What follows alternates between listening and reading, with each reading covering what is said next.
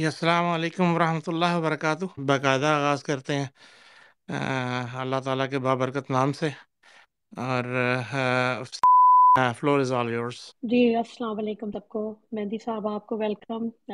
پہلے بھی آپ سے ہم لوگ ایک ملاقات ہو چکی ہے، آپ ہمارے مہمان تھے، تو آپ کا بہت بہت شکریہ آج پہ ٹائم نکالنے کا۔ جی السلام علیکم۔ جی السلام علیکم مہندی صاحب، بہت بہت شکریہ وعلیکم ٹائم۔ السلام جی، وعلیکم السلام۔ جی آپ نے ٹائم دیا، اور آپ کو شاید یاد ہوگا پہلے ایک بار اور بھی آپ مہمان بن کے آ چکے ہیں، تو وہ بھی ہم کافی عرصے سے سوچ رہے تھے کہ آپ سے دوبارہ کنیکٹ کریں، لیکن شکریہ آپ کے ٹائم کا، پلیزر، مصروفیت سے آپ نے مائی نکلا۔ پلیزر جی، جی بالکل اینی ٹائم۔ اچھا، شکریہ۔ تو آج ہم تھوڑا سا جو کرنٹ جو سچویشن ہے پاکستان کی، آپ کو پتہ ہے کہ اٹس لائک ملٹی فیسٹڈ، نہ کانسٹیٹیوشنل کرائسس ہے، پولیٹیکل کرائسس ہے، جوڈیشری میں مطلب آپ کی بالکل کام نہیں کر رہی، ڈیموکریسی تو ایگزسٹ نہیں کر رہی، تو اتنا کچھ ہو رہا ہے، اور اس میں سب سے زیادہ الارمنگ بات ہے، اینڈ آئی ڈونٹ نو کہ کتنے لوگوں نے اس چیز کو دیکھا، یہ جو کیا بھی ہے کہ جو ایف آئی اے نے عمران خان کو اور شاہ محمود قریشی کو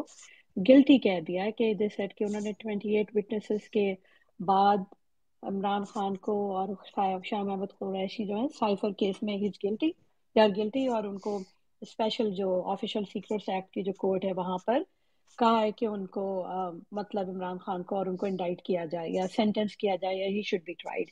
یہ بہت الارمنگ بات ہے۔ پھر یہ ہمارے جو ملٹری کی انکروچمنٹ بہت ساری چیزوں میں تو ہو ہی رہی ہے۔ ابھی آپ لوگوں نے شاید دیکھا ہوگا مہندی صاحب کہ انہوں نے عاصم منیر نے جو میسو چینجز کیے ہیں آرمی میں، جس میں سے سنا ہے کہ 38 جنرلز کو ریٹائر کر کے 3 کو سپرسیڈ کیا ہے اور 2 کو انہوں نے ایکسٹینشن دی ہے، اس میں ندیم انجم محمد سعید ہیں۔ تو یہ ہے۔ پھر ابھی جو اٹیکس ہو رہے ہیں، تو سو مچ گوئنگ آن، تو ہم آپ سے کی رائے جاننا چاہ رہے ہیں کہ آپ ان سب کو حالات کو دیکھتے ہوئے آپ تھوڑا سا بتائیے کہ واٹ ڈو یو تھنک، کہ کیا ڈائریکشن ہے، کیا ہو رہا ہے، اور کیا آپ کو سمجھ آ رہا ہے۔ جی جی مہندی بہت صاحب۔ شکریہ، بڑی مہربانی۔ میں مختصر سی بات کروں گا، اور 3 باتیں کروں گا، پھر اس کے بعد سوالات لیں گے۔ پہلے تو جی ایک ہمیں جو ہے ایک نا سمپل کانسٹرکٹ سمجھنا ہے کہ ریاست ہوتی کیا ہے، اور ریاست بیکاز اگر آپ یہ سمجھ گئے، اور جو کہ سب لوگ میرا خیال ہے سمجھ جائیں گے، تو پھر ہمیں باقی چیزیں سمجھ۔ ریاست کا جو کانسیپٹ ہوتا ہے، اس کی جو طاقت ہے وہ ایمنیٹ ہوتی ہے عوام سے۔ چونکہ ہم اسلامی ملک ہیں، تو ہم کہتے ہیں کہ جی حاکمیت جو ہے اللہ سبحانہ تعالیٰ کی، اللہ سبحانہ تعالیٰ جو ہے اپنی ٹرسٹ دیتا ہے اپنے لوگوں کو، اپنی جو اس نے مخلوق بنائی ہے، کہ وہ پھر اپنی مرضی کے مطابق اپنا طرز حکمرانی، طرز حکومت، طرز زندگی تعین کرے۔ اس کے تحت جو اس کو سب سے زیادہ تقویت دیتا ہے اس ٹرسٹ کو، وہ دیتا ہے جو آئین اور قانون ہوتا ہے اس علاقے میں، اس ملک میں، اس نیشن میں۔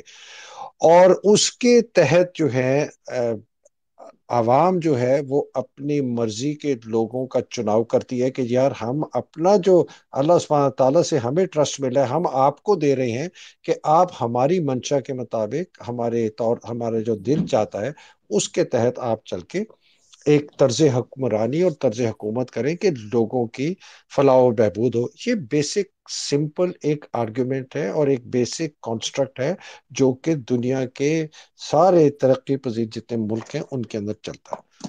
اب اس منشا کا اظہار ہوتا ہے ایک قانون کے تحت، جس کو ہم کہتے ہیں کہ جی الیکشن کا قانون۔ الیکشن کا قانون کہتے ہیں جی فری اینڈ فیئر، لوگوں کی جو منشا ہے وہ ظاہر ہو، اس کو چوری نہ کی جائے، اور اس کی حدود تعین کرتا ہے قانون، آئین اور قانون۔ پھر آپ اپنے لوگ الیکٹ کرتے ہیں، اس سے آپ کے ملک کے 3 ستون نکلتے ہیں۔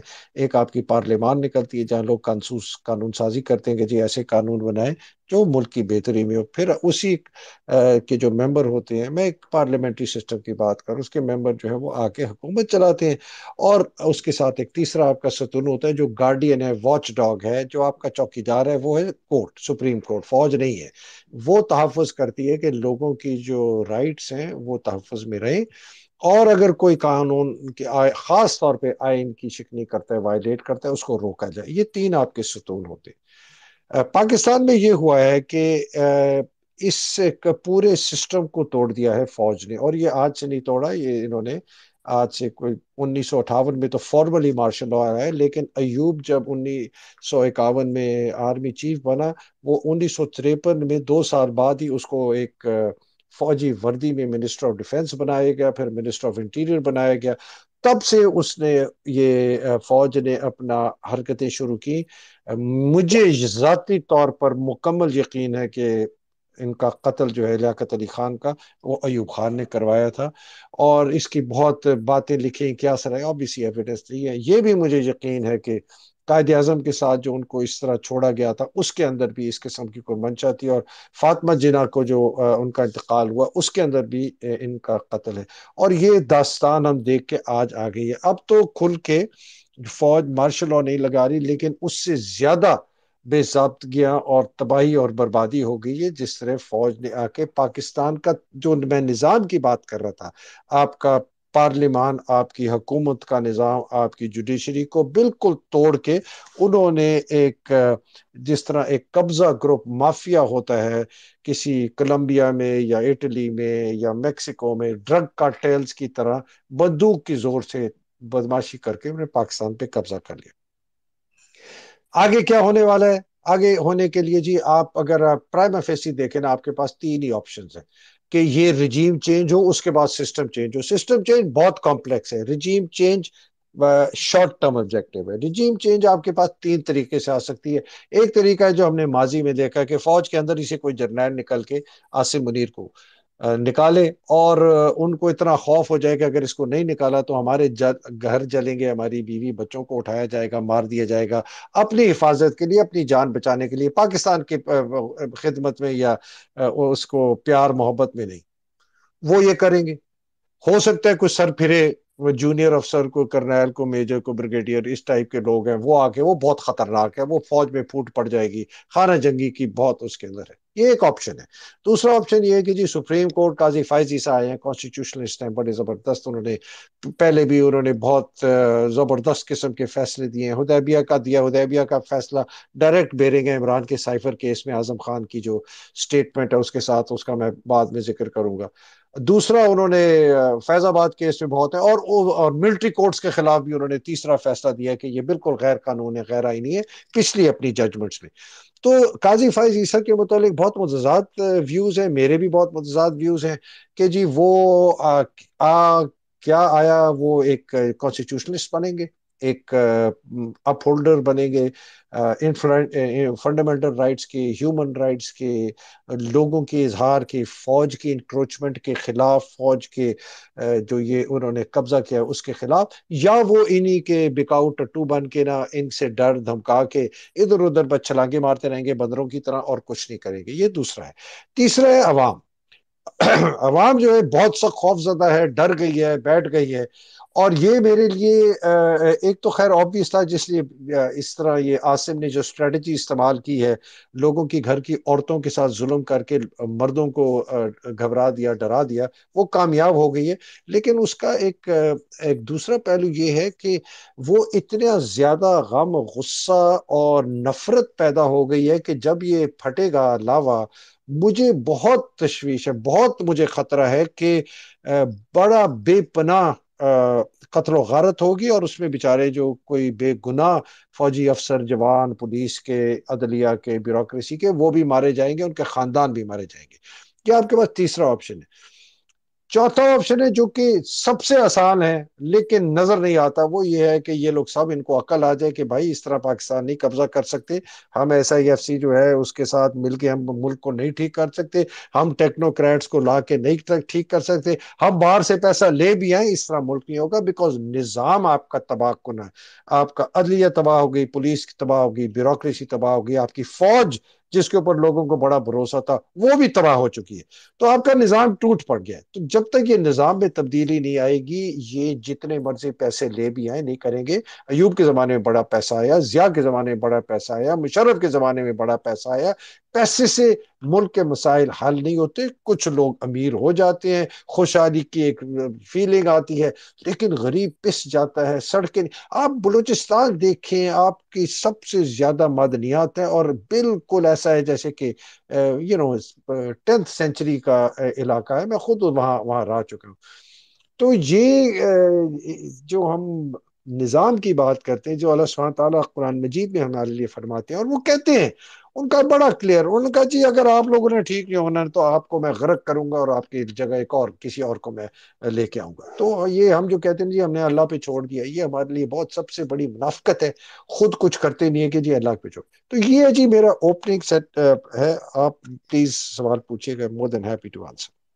جی مہندی صاحب آپ نے بالکل ٹھیک کہا ساری باتیں. اور وہ جو آپشن ہے نا کہ ایک خود بخود ٹھیک ہو جائیں, ان کو عقل آ جائے, آئی تھنک یہ تو لیسٹ لائکلی. کیونکہ دیکھیں جی جی یہ جو باجوہ نے جو کیا, یہ جو ابھی ہو رہا ہے, it's a continuation of the same thing. یا عاصم منیر اور یہ جو کر رہے ہیں, آپ کو ڈیفینیٹلی یہ بات پتہ ہے, وہ سس ایم او اے جو انہوں نے سائن کیا تھا, جس میں امریکہ کے ساتھ انہوں نے 15 سال کا جو معاہدہ کیا تھا 2005 سے 15 تک, کہ ہم دیکھیں, سیکیورٹی اور these are all tactical G issues.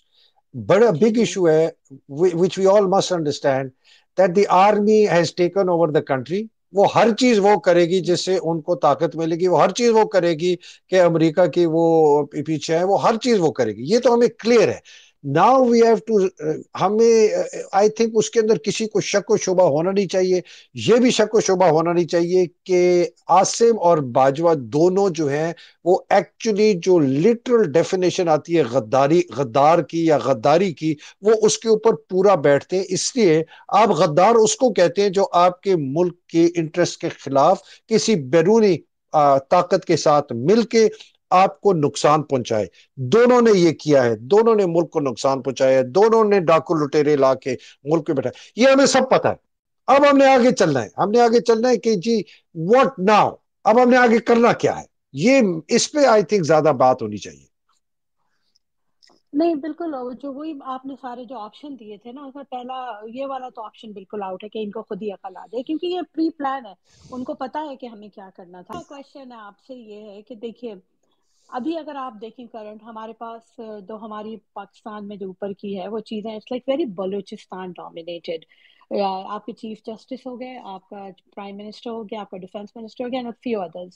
تو مجھے اس میں تھوڑا سا رائے, اب میں آپ کی رائے جاننا چاہتی ہوں, اس میں سوال ہے میرا کہ مجھے تھوڑی سی اس میں کانسپریسی لگتی ہے کہ انہوں نے جان بوجھ کے بلوچستان سے لوگوں کو لے کر آئے دکھانے کے لیے. کیا یہ اس لیے کیا جا رہا ہے کہ جو سیپریٹسٹ موومنٹ چل رہی ہے بلوچستان میں, تو وہ دکھانا چاہ رہے ہیں دنیا میں کہ یہ اتنا پچھڑا ہوا علاقہ نہیں ہے, یہاں پہ بھی لیڈرشپ کوالٹیز ہیں, وی ہیو لیڈرز, پڑھے لکھے لوگ ہیں, تو اگر ایسا کوئی آپشن ہوتا ہے تو ہمارے پاس اس طرح کے لوگ ہیں.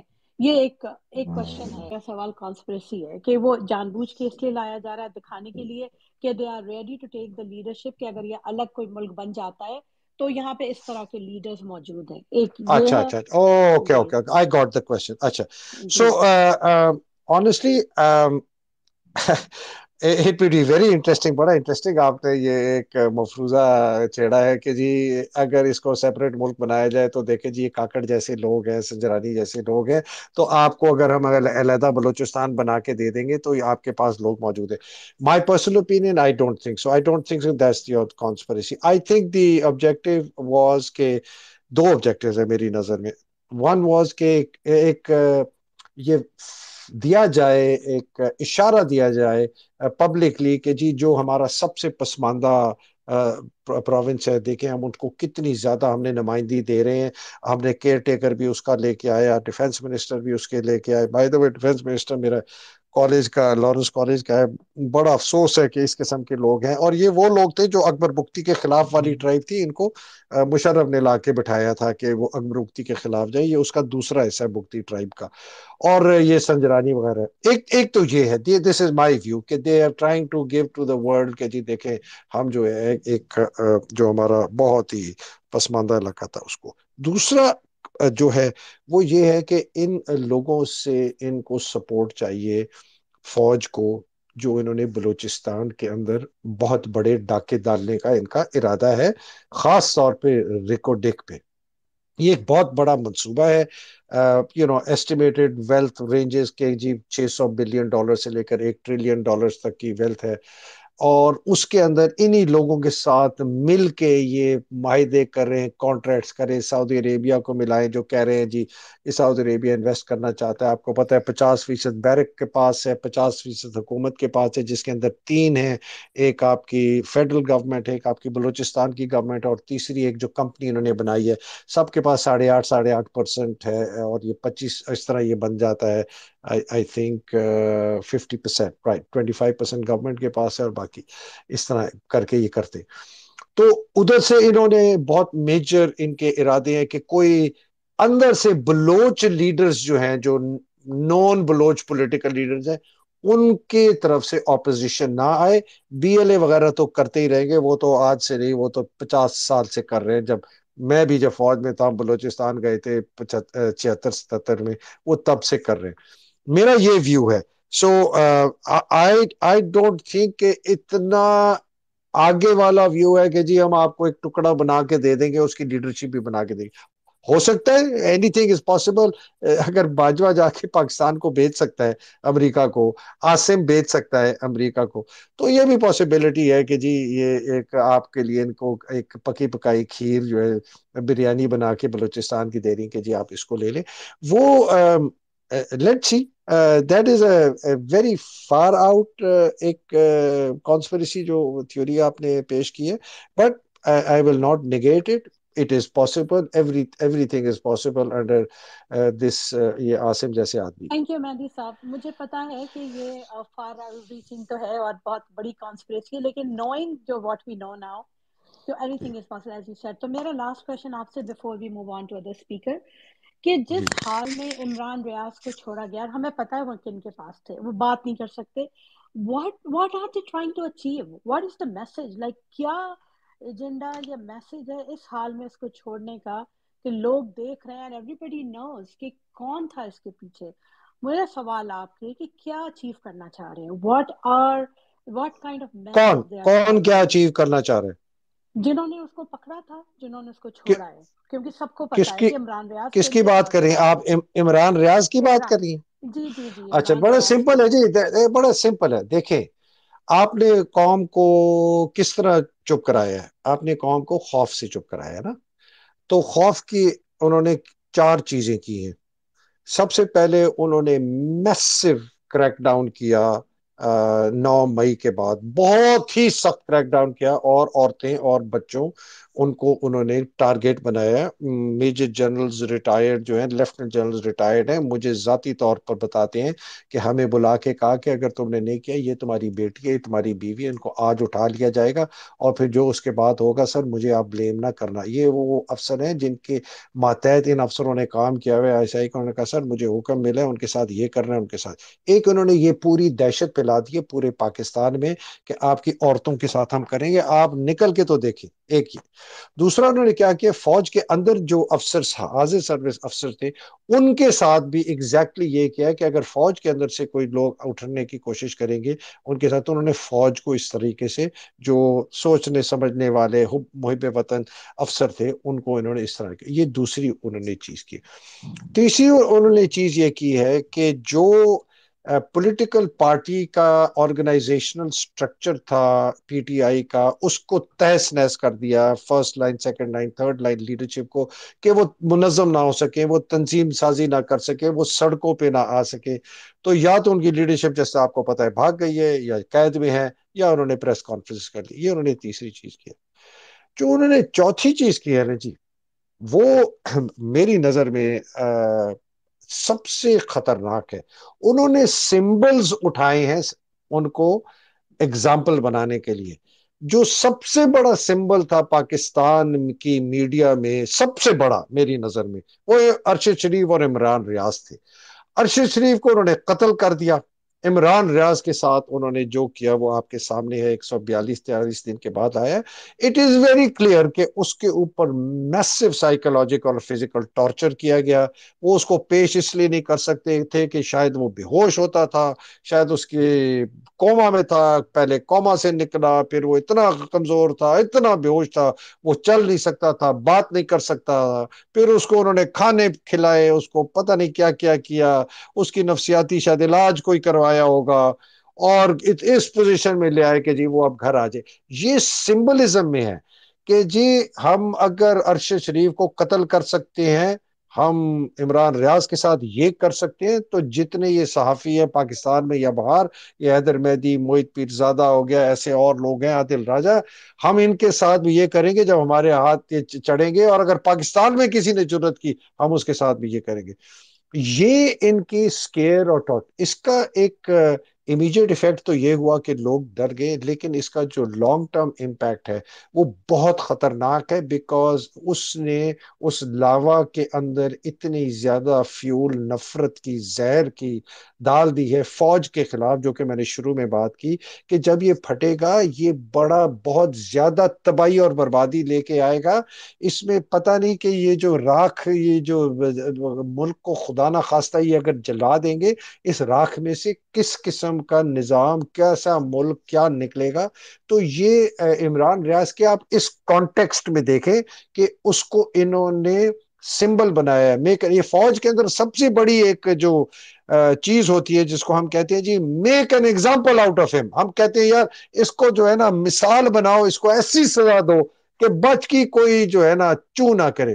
مجھے یاد ہے، چھوٹا سا قصہ سناؤں، میں ایچ تھا یونٹ کا بلوچستان میں، ایک ہمارا سپاہی بھاگ گیا، وہ بیچارہ سال پہلے سال سے بھی کم اس کی سروس تھی، وہ بھاگ گیا، اور اس کو پکڑ لیا، وہ فیصل آباد کا پکڑ کے واپس لے آئے۔ بہت ہی بیچارہ مظلوم غریب تھا، وہ نہیں چھٹی مل رہی تھی، وہاں چھٹی نہیں ملتی تھی، تو نہیں بھیجتے تھے ہم کسی کو، ہمیں بھی چھٹی نہیں ملتی تھی، کسی کو بھی نہیں ملتی تھی۔ تو میں نے سی او سے کہا، میں نے کہا سر بیچارہ یہ ہے وہ ہے، اچھا اس کی بیوی سے کو بہنوں سے ادھر ادھر سے خط آ رہے ہیں کہ جی پتہ نہیں 6 بہنیں ہیں، اب یہ اکیلا ہے وہ۔ میں نے کہا سر اس کو چھوڑ دیں، بیچارہ تھوڑی ہلکی سزا دے دے، کوارٹر گارڈ میں اس کو بس 14-15 دن 28 دن دے کے نا، لیکن اس نے کہا نہیں، we will make an example out of ہم۔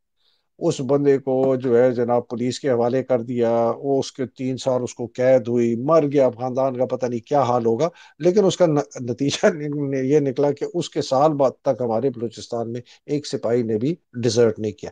یہ ایک فوج کی بڑی ایک وحشیانہ ایک سوچ ہوتی ہے، اور چونکہ ڈیزرشن بہت سخت چیز ہوتی ہے کہ جی آپ جنگ لڑ رہے ہیں اور فوجی چھوڑ کے بھاگ گیا، اپنی بندوق چھوڑ کے بھاگ گیا ڈر کے مارے، تو ڈیزرشن بڑا سخت ایک اس کے اوپر بڑا سخت وہ دیا جاتا ہے۔